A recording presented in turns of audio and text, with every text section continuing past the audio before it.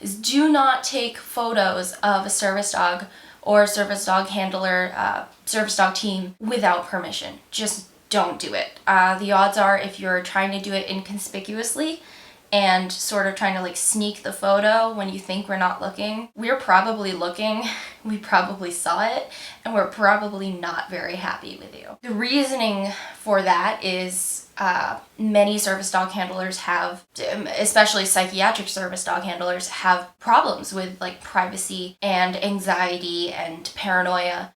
So if you take a photo of someone's service dog without permission, don't fly. Stay here. Stay here and love me. Mwah. Not only is it invasive, but it's rude. I mean, I guess in this day and age, it's pretty common to just whip out your cell phone and take photos and videos of people, but usually there's like a reason for that, like legal reasons, or they're trying to get like an awesome, ridiculous video on YouTube, things like that. But rarely do you ever see someone just whip out a camera and start taking pictures of your child, because that's rude and that's creepy. So if you wouldn't do it to another stranger's baby, don't do it to our service dogs.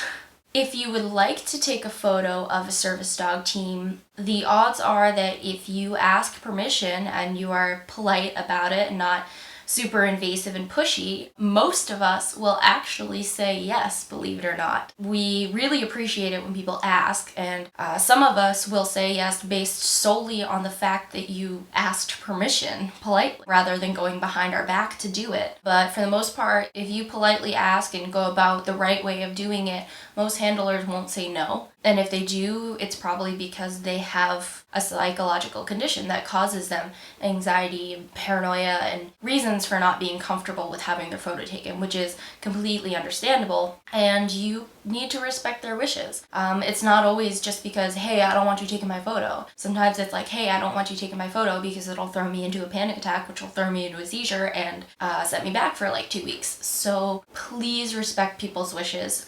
If they do say no, don't turn around, walk down an aisle or two and try to take it from a distance, because that's just wrong on so many levels.